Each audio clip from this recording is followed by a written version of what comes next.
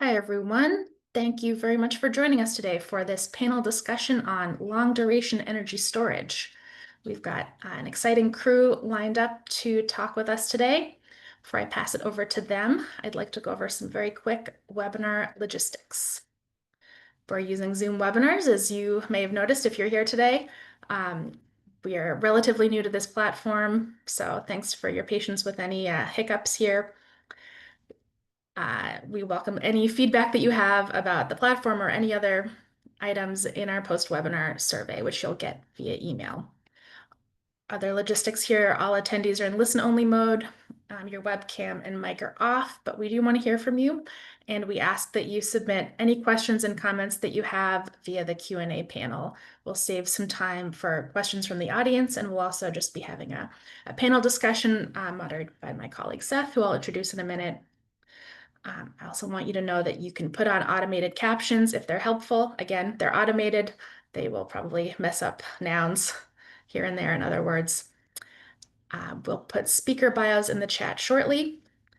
And final note here for you, we are recording this webinar. We'll put a recording on our website within about 48 hours, and you'll also get a copy via email. So with that, I'd like to now pass it over to my colleague, Seth Mullendorp. Seth is the President and Executive Director of Clean Energy Group. Seth, over to you. Thank you, Sam, and thank you to everyone for joining us today. I'm really excited about this discussion on long-duration energy storage.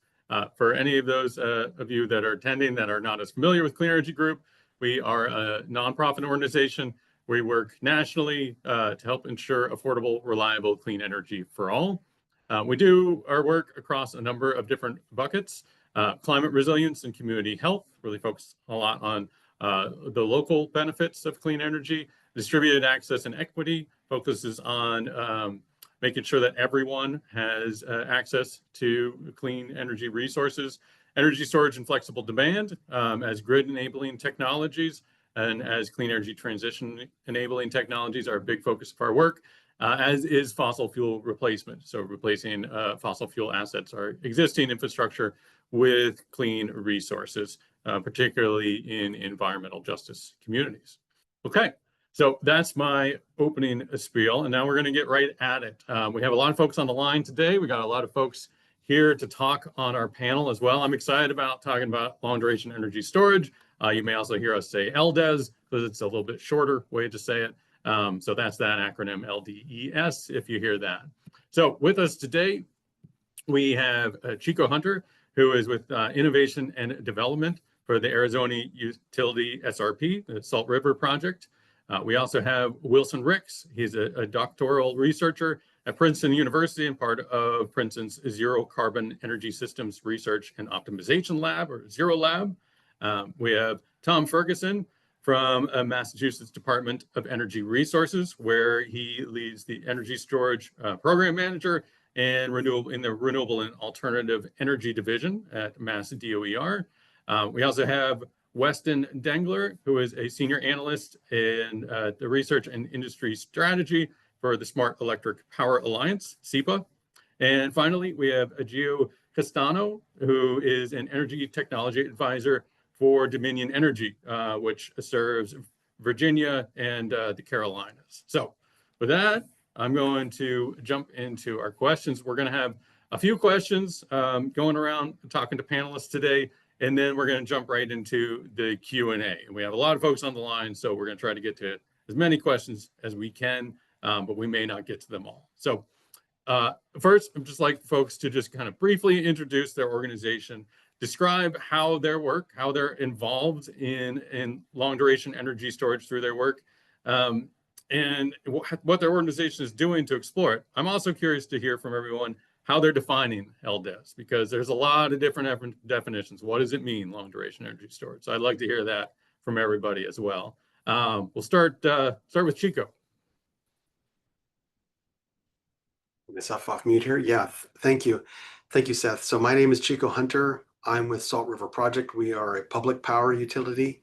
We serve about half of Metro Phoenix area with electricity, and we also are a water provider. We manage 8 reservoirs. That's Roosevelt Dam in my background here. And SRP has set carbon goals where we're striving to achieve an 82% carbon intensity reduction by 2035 and be net zero by 2050. And one of the things that we see in Arizona in terms of the storage need is we're adding lots of solar. That's our low cost renewable energy resource. We're adding lots of that. We don't have good wind in Arizona. And so we really see storage as something that needs to pair with solar. And so we define long duration storage in terms of diurnal storage. Think 8 to 12 hours. Storage that can run overnight. Charge during the day, run overnight. Today, we're adding short storage, 4 hours. That's really just serving peak loads. That will be good for a little bit, and then we will need to start serving nighttime loads. And then if you think about net zero, we eventually will probably need multi-day storage. That's very long storage.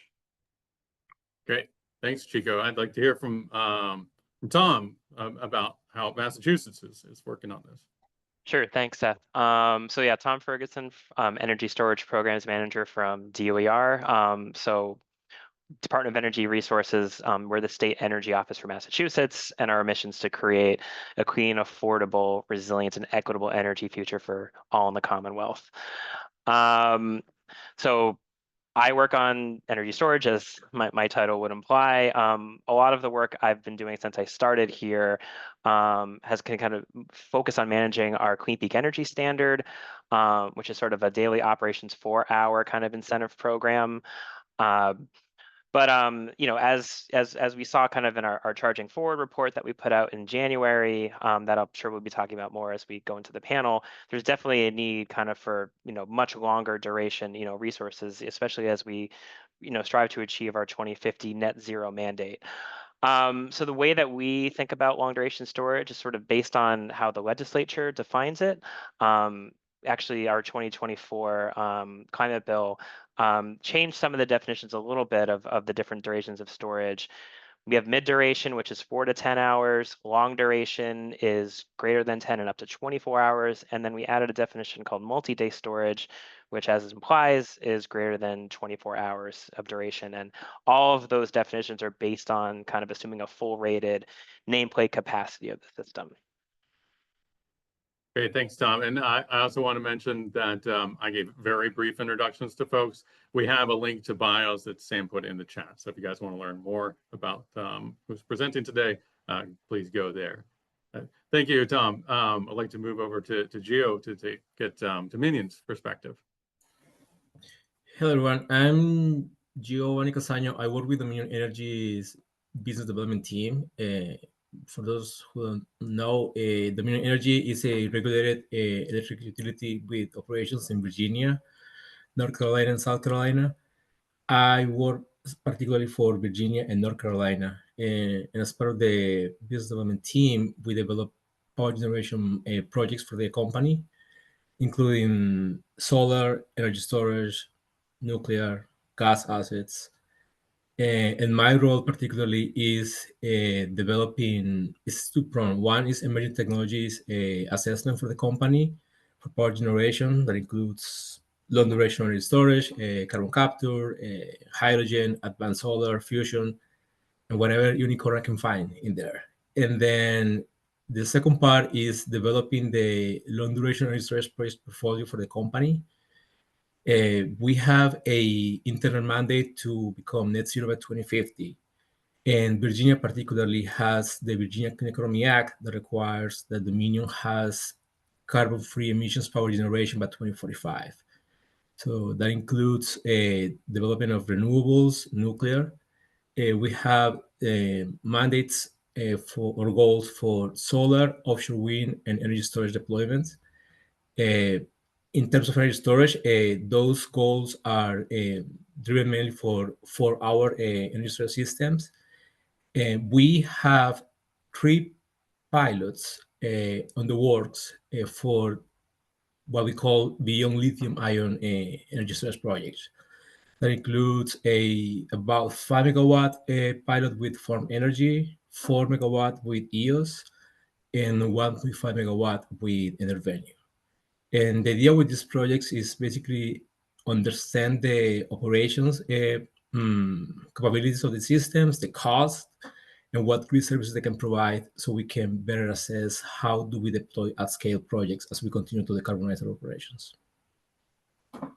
Great, thanks, Gio. I'm seeing a pattern here with the net zero mandates in the 2050. Great. I'd like to turn to Wilson now to talk about how you're seeing LDES in the work that you do. Sure. Thanks, Seth. And to briefly introduce myself again, I'm a senior researcher with the Zero Lab at Princeton University, where we use energy system modeling on the largest scales to look at the policy and technology solutions that can get us to net zero energy systems in the United States and the world. And of course, we're not an energy developer or user, but long duration energy storage factors very heavily into our work as one of the key technology categories that could really eliminate the need for carbon emitting resources in the energy system. I tend to not like to define LDES, on a particular duration. I think of it as more of a spectrum, where if your storage device is like a bathtub and turning on the faucet is charging it and opening the drain is discharging it, long duration storage is when the cost of increasing the size of the bathtub is as low as possible. And the lower it becomes, the more economic it can become to increase the amount of energy stored and discharge it less frequently. And so that's what can enable us to really, get past those multi-day lulls in wind, or cloudy days with less solar, and get us to that net zero that everyone's shooting for.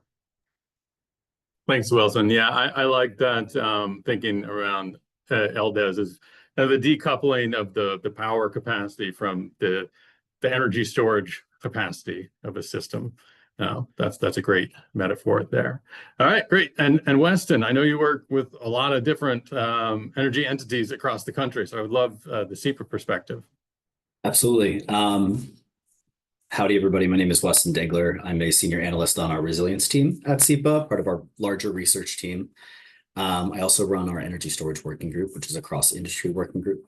For those that are not familiar, the Smart Electric Power Alliance, SEPA for short, we're a nonprofit membership organization. We have over 1,000 members that comprise utilities, policymakers, regulators, technology providers, consultants, engineers, procurement specialists, all of the folks across the industry that make technology projects happen. And we like to facilitate conversations between all of those different players to ensure things like further LDES deployment, understanding best practices, challenges related to those things. So we try to bring everybody together and really understand what other folks are doing. I will say amongst our membership are both Dominion SRP as well as Mass DOER. So these are the types of folks that we bring together in conversations like this. And Seth, thank you very much for having us on. I'm going to go with Wilson's answer a little bit and just say, we're not in the business of defining things, because our members define LDES in a number of different ways. We speak to our members in whatever way is most useful, whatever definitions are most useful. I will say in the past, we've had a lot of conversations around LDES as it relates to the technologies that pick up where traditional deployed lithium-ion technologies become technologically or financially infeasible. But we recognize that, like Wilson said, LDES is a spectrum, right? We have a number of different technologies that are able to provide hours to days to even weeks or months of backup storage. So we look to our members once again to understand what LDES is. It's constantly changing. That definition is constantly changing. We're trying to react to that and understand what's next as far as use cases, technologies, and deployment cases. Great, thanks, Weston. So I appreciate everybody's already talked a little bit about why you're exploring LDES. One question that comes up a lot that I'd like to pose to you all next is, when do you see the need for long duration energy storage, right? I mean, particularly for those of you that are in a specific region, for your region. I'm actually going to start, though, with Wilson. I'd love to get your perspective. Now, that may depend on the question you're asking, I understand, in your work, but I'd love to get your perspective on, when are you seeing the horizon for when do we need LDES? Yeah, so of course, when we get to net zero, we need LDES. I think that's, something that can be broadly agreed on. It depends, of course, on what our suite of options is in terms of technologies at that point, whether, we've got cost-effective nuclear power, advanced geothermal, depends on, the quality of the local renewable energy resources and all these things. But in general, when we really care about eliminating reliance on fossil resources and making sure that even in those long periods of, low wind and low solar, we still have something reliable to fall back on. That's, of course, the kind of long run, large scale value proposition for long duration storage. But I think there are also a few other areas where it can provide value even in the nearer term before we, of course, get to that longer run goal. You can have areas that are transmission constrained, where storage can provide reliable capacity paired with kind of remote renewable energy resources. You also have a lot of companies that are pursuing what's called 24/7 clean energy procurement, which is essentially focusing on making sure that they are powered by clean power at all times and in all locations. And in that regard, long duration energy storage becomes very materially relevant to them almost immediately, because it is one of the most promising solutions for enabling that round the clock clean generation that you can't really get right now with just wind, solar, and batteries. Great. Thanks, Wilson. Tom, what's Massachusetts seeing? Yeah, no, I want to kind of first to second Wilson's, comments. Very much agree, like, with what he said. In our study of long duration storage, we didn't specifically look at when the need arises. We were kind of more in our charging forward study from January of last year, more focused on sort of the role it can play in reliability and in the light of various types of contingency type scenarios. But we did do some ballparking, and so if you're talking sort of like on a transmission level, so for us we think about ICE New England, so all of New England, again, it's going to really correlate to like when you kind of have this preponderance of renewables on the system, which in our clean energy and climate plan we're talking 100 gigawatts of just solar and wind alone by 2050. So based on that, we kind of ballparked a need for that particular use case, like let's say mid 2030s. But again, like Wilson was saying, that doesn't certainly preclude more near-term applications, for example, like site-specific resiliency. Great. And Gio, you said you have some pilots that you already have in process. I'd love to hear, are you seeing the need now, or is this more future looking to be prepared? Yeah, so and there's a question in the chat too. So the 3 pilots are still under development. We are expecting to have the first deployment for EOS later this year, and then the other 2 potentially next year. So still in the works. Nothing has been filled out yet. But in terms of when, I think that I agree with Thomas and Wilson in terms of why and when. As we continue to increase the share of renewables in the grid, and we get these loads areas where congestion becomes an issue, we need to kind of pair both how we plan and operate the grid right now and to the future, right? So particularly for Virginia, when we have the winter season with the drought in solar output, that's when long duration is going to help us a lot in terms of firming up and help provide reliability to the grid. And similarly with offshore wind. So we are working on these pilots right now to have a better understanding of what it means to operate this type of assets, and what the scale of these assets can be achieved in the long term before we go forward with projects at scale, right? If you see, we have like 10 megawatts or so in the pilots for the 3 technologies, but the landscape of technologies right now is so huge that we need to better understand what are the technologies, what are the claims, and actually how it's being operated and deployed so we can better understand and build a portfolio that can help us meet the net zero goals.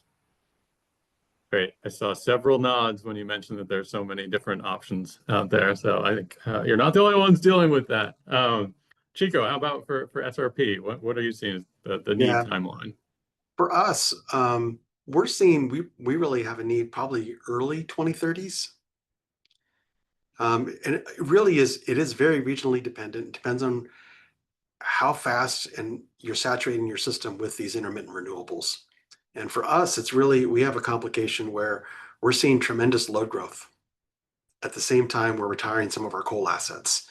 And so we are really going to get to a point probably in the early 2030s or mid 2030s where we're going to either need to add more gas or we're going to need to have something that can run all night, that can charge during the day and run all night.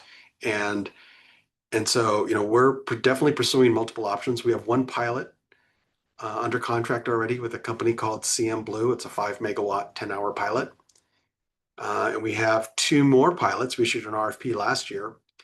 We want to do 2 more pilots, and we're in negotiations right now on those. I can't announce who we've selected yet, but hopefully we'll have 3 pilots, similar kind of size, you know, 5-ish kind of megawatt size frame, where we want to learn now. We need to learn now so that we know how these things work, so that by the early 2030s, we can be ready to make some choices. And there are so many technologies, we can't pilot them all. We're grateful that there are others like Dominion that are doing some pilots too, and there's others around the country. And so we're watching closely all these different pilots. Great. I think that's a great segue over to Weston. I'm curious to hear, Dominion and SRP, are they kind of the forerunners of members, or do you see a number of your members that are doing pilots now? Yeah, Chico stole my line to a point, but I was going to pick off where Chico left off and say, you know, we need it now and we need it later. But most importantly, when we say, you know, we need long duration now, we need to see more pilots. You know, SRP, Dominion, it's great to see them leading the pack among some other utilities. But we need to test out as many of these technologies as possible. So the larger utilities that have the budgets to go in, we love to see them be, you know, first to market, testing these things out. Lab environments are great, but a real world environment is what helps regulators understand what the true value of these types of technologies are. What brings them from the R&D pilot budget into the distribution planning budget, the transmission planning budget. That's what we need to see going forward.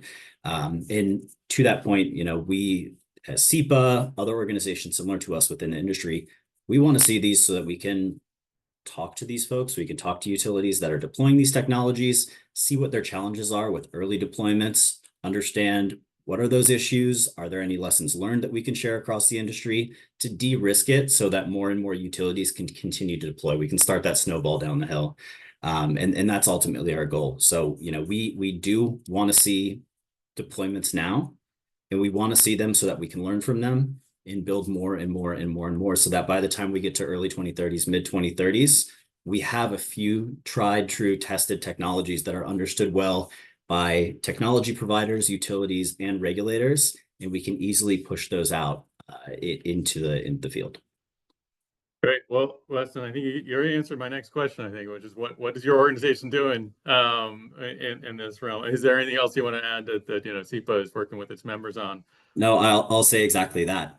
Is we want to bring in our members. We want to chat with them. We want to get into their headspace and understand, you know, why did you pick this up? How did you guys get first to market? Why did you choose the technologies you chose? Who did you speak with? I will say something we're particularly interested in when we're writing these case studies and sending them out to the industry and getting people to understand is, you know, who did you talk to on the technology and what challenges did you have integrating these new technologies into your system? What were some of the missed opportunities from a market perspective? How do we provide more value and how do we prove that value out? What does that initial data look like coming out? How was the battery used, right? How was that long duration energy storage technology used?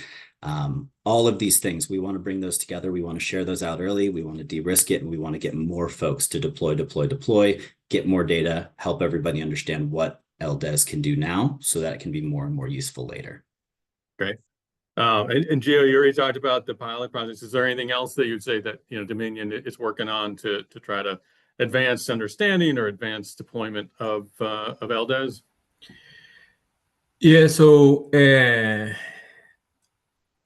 I mean, we are working with the 3 companies on the pilot projects, and we continue to talk with a lot of companies developing technologies to understand what is the use case that they are targeting and how will that would be a benefit for the grid if deployed.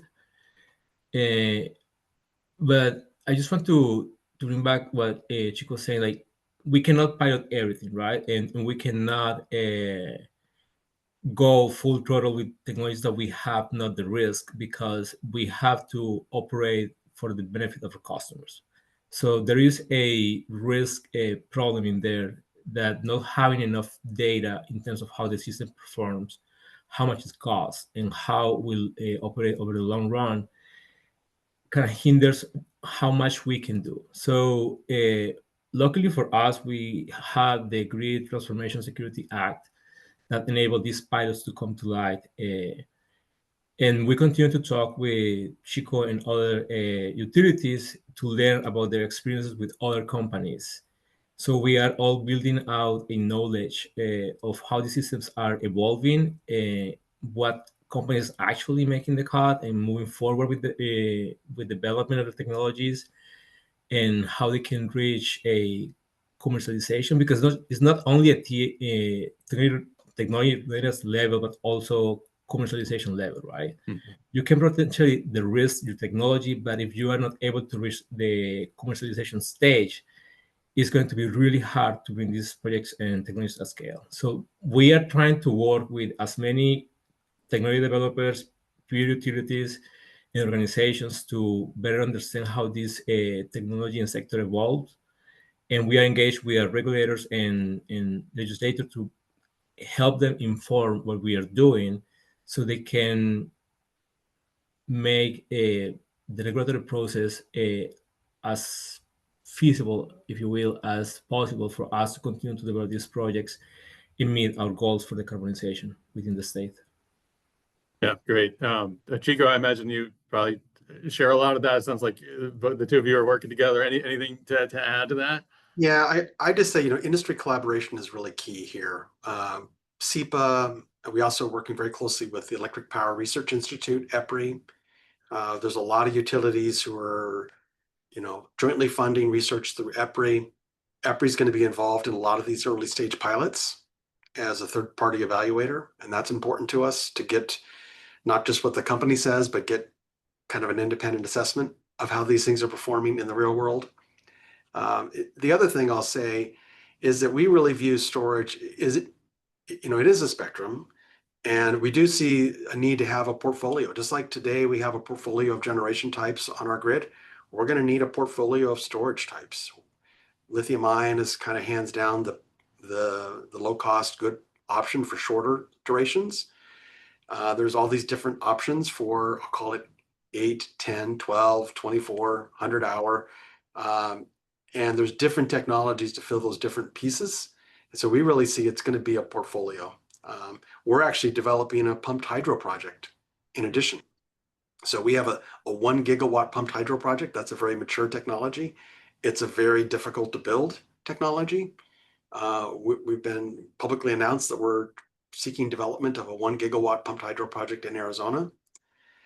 It'll be targeted at 10 hours duration, with the ability to expand to 2 gigawatts, that site.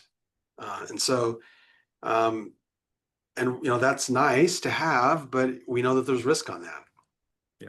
And I think it's early days to know lithium-ion costs today 4 hours, but maybe 8 to 10, maybe lithium-ion still wins. It remains to be seen.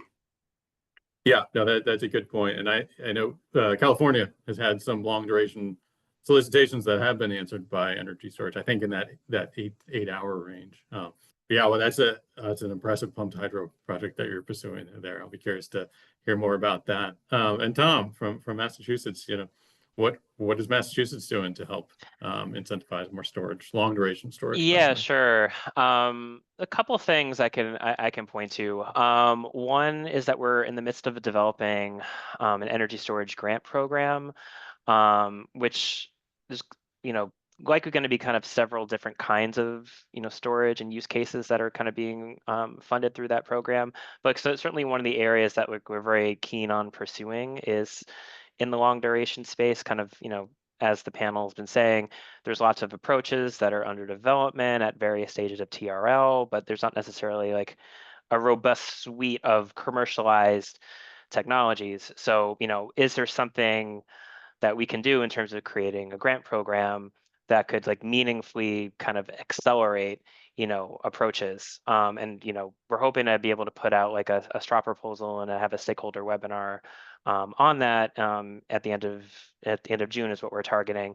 Because really we want to hear from people like, what could that look like? What would be meaningful, from the stakeholder perspective to accelerate LDES technologies in the Commonwealth, and even beyond, hopefully. I'd say the other piece, that we're working on in the 2024 climate bill that passed in November. Another thing that was there was sort of the issuance of a series of energy storage procurements. Things that I've been hearing since I started at DOER, at least for the kind of lithium-ion 4-hour developers, is that long-term contracted revenue is like essential to getting projects built. So we need procurements. So we're in the midst right now of kind of standing up our first procurement for mid-duration. That's 1,500 megawatts of capacity. And there's going to be kind of a series of annual procurements for mid-duration 26 and 27. But it also calls for 750 megawatts of long duration. Again, that's 10 to 24 for Massachusetts. And then 750 megawatts of multi-day to be procured by July 31st, 2030. So certainly in the coming years, we're going to be kind of putting those procurements together. Great, thanks, Tom. And Wilson, from your perspective at Princeton, what is it that you're working on in this range to help, to help the LDES sector? Yeah, I mean, we are really in the business of knowledge sharing. And so, a lot of our work has focused on what are the necessary supports to enable scale up of a lot of these key emerging technologies in the near term, so that they're of course available at large scale in the longer term, or even, in the case of SRP, as soon as possible. And we've identified a couple of kind of key areas for both governments, at the state and ideally federal level, and as well as individual companies or even individuals who want to take voluntary action to support emerging technologies. Obviously, procurements are kind of a key and a very direct way of supporting early deployment. They can be focused on specific technologies that are in need of support. They may not be, unless we want to go to a centrally planned system, they may not be the way to get to massive scale deployment of these technologies, but they could be crucial for enabling kind of these early demonstrations that really show whether and how certain technologies work at very large scales. But of course, any sort of policy that increases demand for clean power, especially those that value clean capacity and reliability, which is kind of a novel concept for most state energy policies in the US. A lot of them just value more clean megawatt hours in the grid without necessarily paying attention to where and when those clean megawatt hours are coming onto the grid. So we recently did an examination of Minnesota's recent 100% clean energy standard policy that they passed, and looked at what would happen if that policy was implemented in a way where you had to match 100% of Minnesota's demand 100% of the time with clean power, which is sort of different from how many of these policies have been implemented. And not only does long duration storage play a key role in keeping the cost reasonable in that case, but it also the policy creates a market for long duration storage that wouldn't have necessarily existed or been as significant otherwise. So there's ways in which buyers can place emphasis on the kind of qualities that we know we'll need in the long run to really help create markets for some of the key technologies that we'll need in the near term. Great. Well, we've got a lot of questions coming in. So I just want to do one last question here for our panelists, and then we'll turn it over to Q&A. Challenges. We've already talked about some, but if you just list, it's maybe hard, but just list the top 1 or 2 challenges that you see with long duration energy storage. And feel free to agree with the folks that go before you, because you may have the same ones. We'll try to see if we can go through this quick and then look at the questions. Gio, you already mentioned some, but I'll start with you. Sure. I think that I have 2, or let's say 3. One is definition of long duration energy storage. There's so many definitions everywhere that it's really hard to kind of understand how it will be implemented based on regulations and requirements and technologies and all this stuff. So I think that if we all had a same definition of what is short, medium, intraday, interday, seasonal, all the stuff, that would be helpful for the industry to kind of bucket what they're doing, how they are, what problem are they trying to solve, because the problem is different for different durations, right? So it's a matter of how do you implement what are you trying to solve for? And if we all have the same understanding, it will be really, really helpful for the sector to move forward. The second one is modeling of LDES for reliability of the grid and the systems. Is really hard, especially when you are part of an ISO RTO, when you don't have the reliability value modeled into the revenue streams that you will get from that, right? It's really hard for a 24, 36 hour, 100 hour system to build into the our case PJM capacity market when you don't have that structure to remunerate for the services that can provide. And then the third one is so modeling is going to be crucial to assess the actual value of reliability of the different LDES technologies. Then the third one is commercialization, and it's just so many technologies, so many companies, so many things to look into.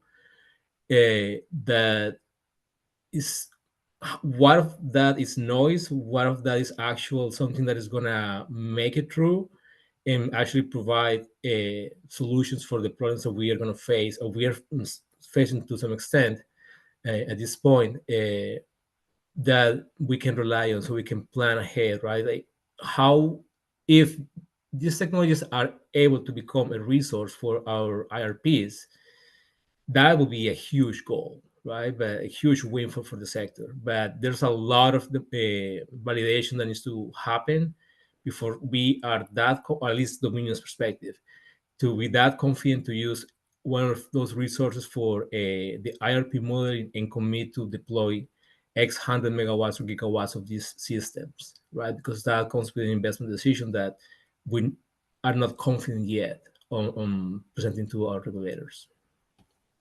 Yeah, no, it's interesting thinking back. I mean, it's somewhat like the beginning days of the shorter duration, although I don't know that there were as many different novel technologies out there. And then basically the transportation industry kind of picked the winner, and the stationary storage benefited from that. So, Chico, from your perspective, the top challenges. Yeah, I'll keep this brief. I agree with everything Gio said. One of the things that I want to emphasize, though, that I think a lot of people may not understand if they're not an energy industry insider, is there is this interplay between the market structure and the modeling. And it's a bit of unintended consequences. There's a lot of, there's a number of different market structures around the US. And some of those are better suited to dealing with storage than others.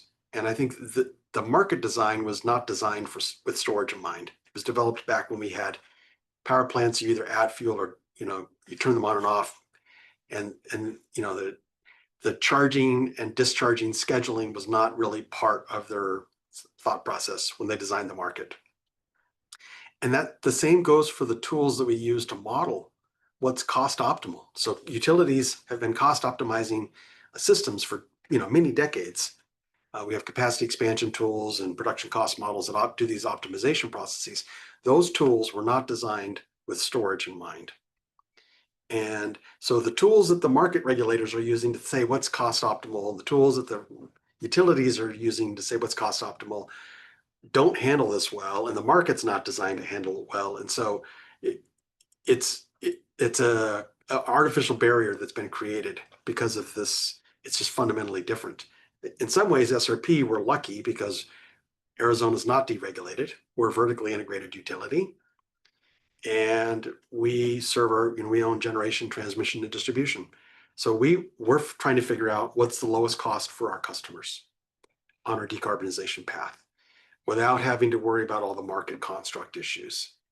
And so that's enabling us to go faster. But I really feel for some of the other utilities that have set these goals some of them are partially, state goals, some of them are regulatory goals, some of them are company goals, and the market structures evolving, and it just makes it really hard to make decisions.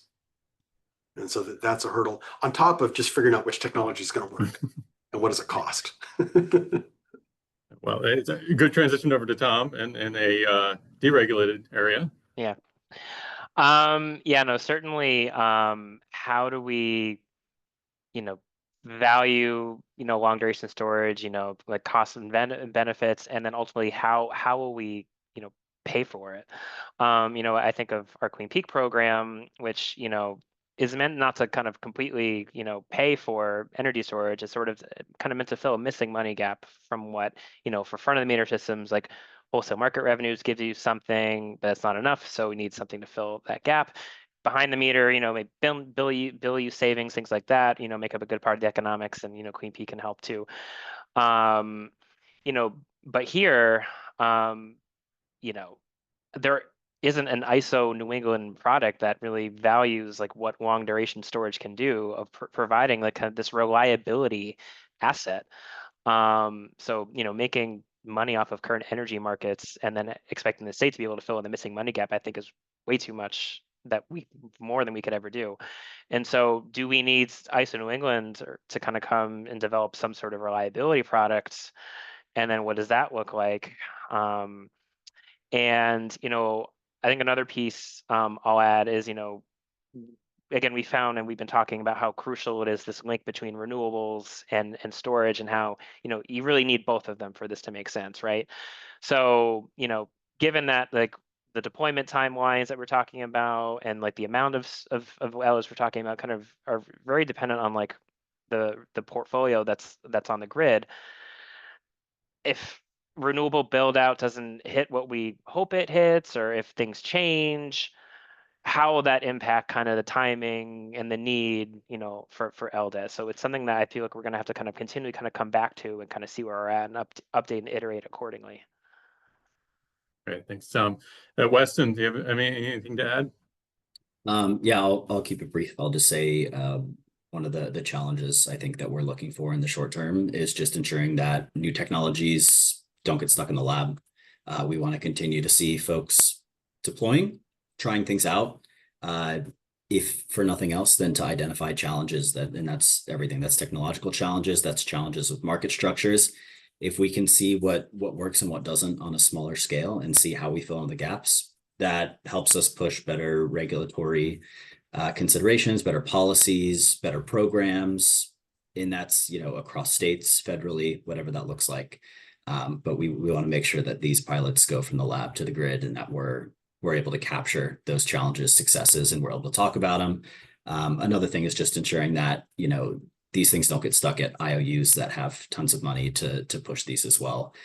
We want to make sure that these work for municipal utilities, cooperatives, especially smaller rural cooperatives.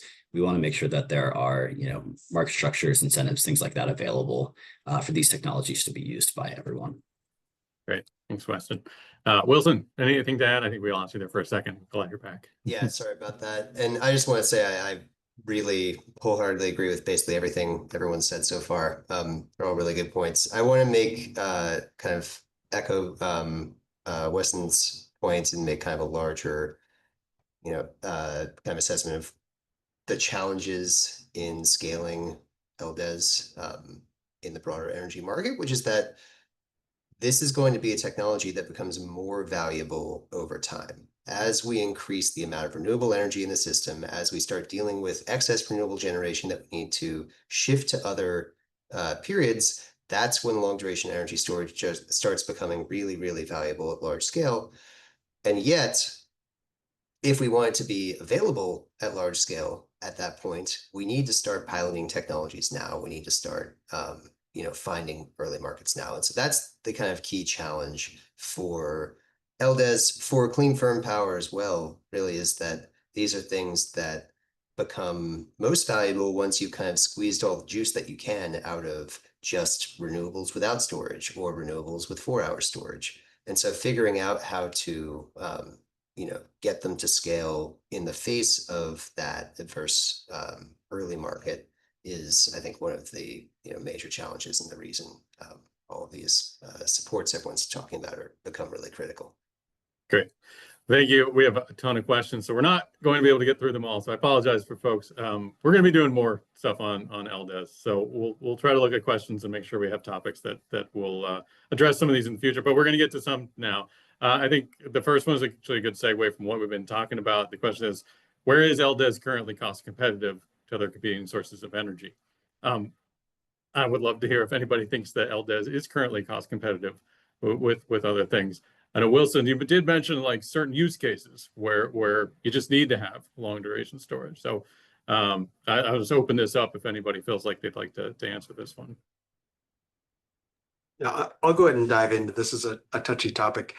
I mean, we're piloting, first of a kind pilots are going to be expensive. There's no getting around that.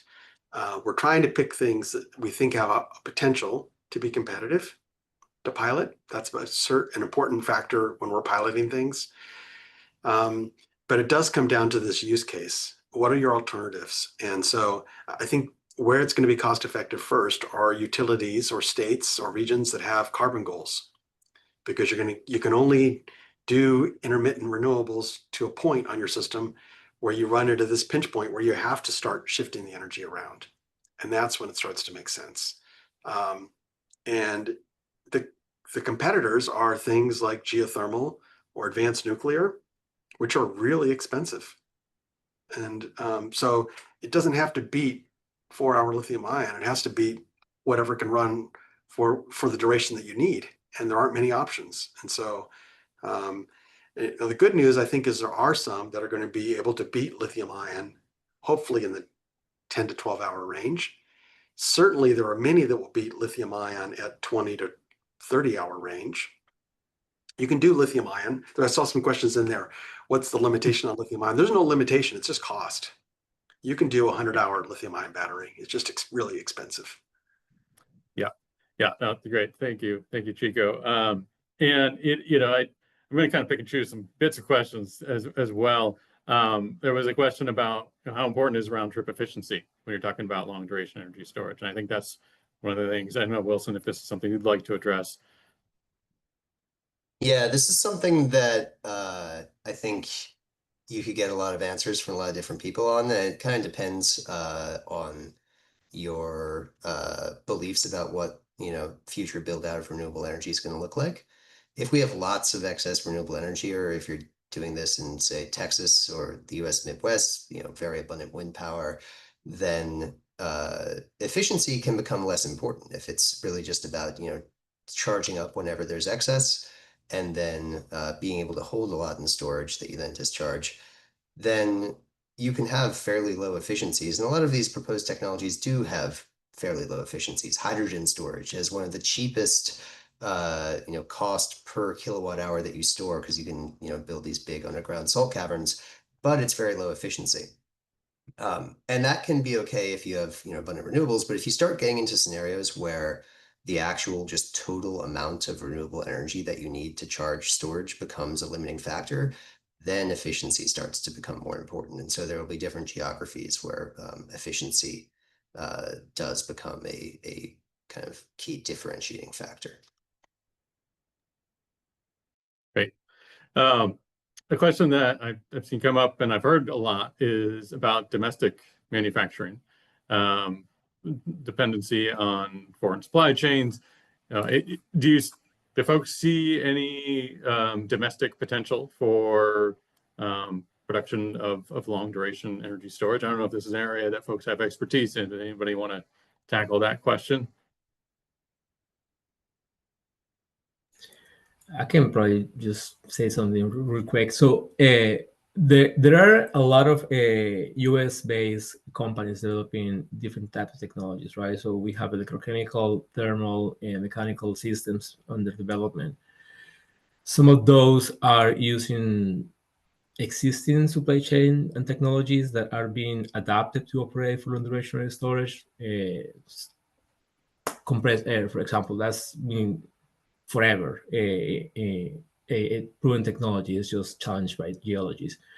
But with that, you have also liquid air, or you have thermal systems that are just innovating in how do you store that thermal energy for long enough time, and you integrate with existing technologies, or electrochemical, which are just trying to develop different chemistries to store for longer periods.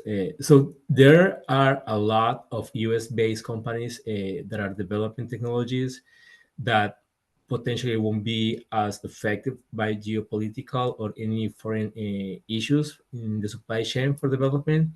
It's just a matter of the ability to scale up manufacturing and bring to market at a cost that is competitive based on the use case.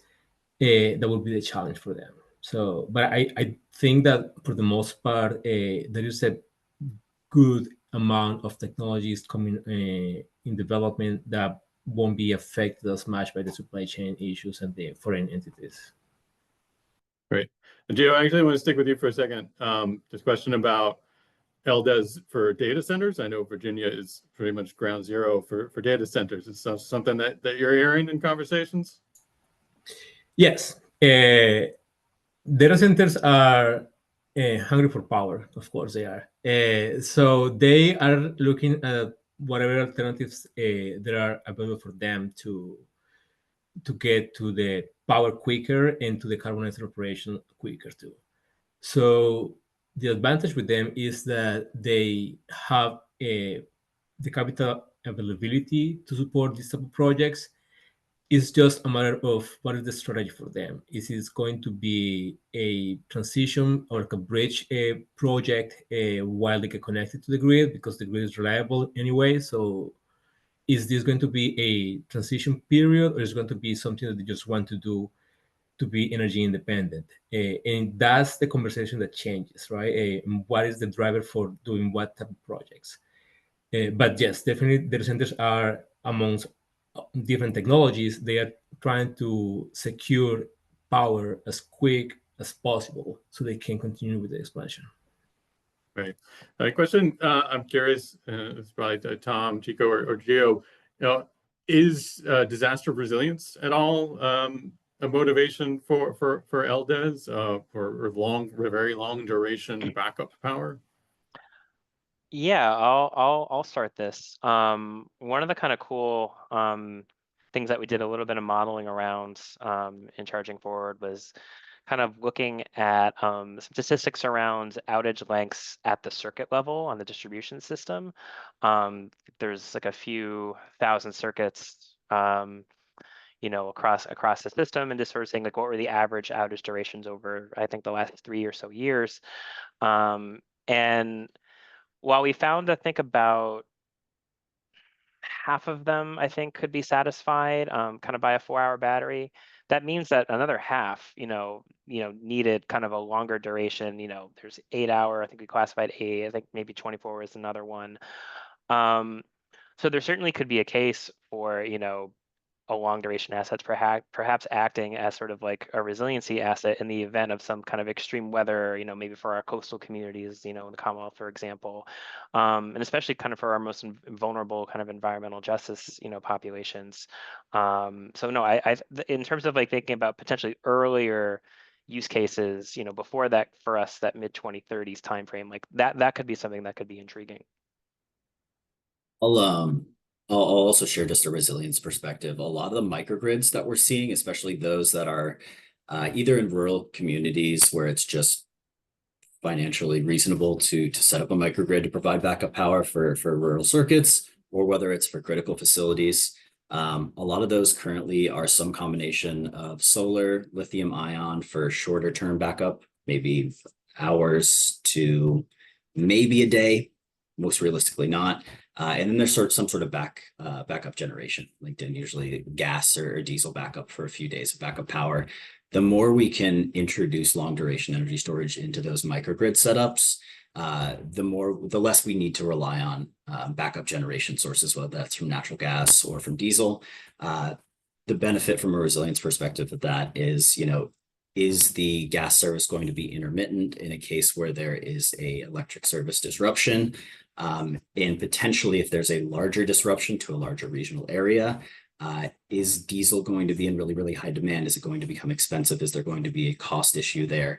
If we can bring long duration energy storage into that, and we can bring solar into that, we can rely less and less on that fossil fuel, which again can become incredibly expensive during a long-term outage or emergency, especially if it's regional, statewide, a larger situation.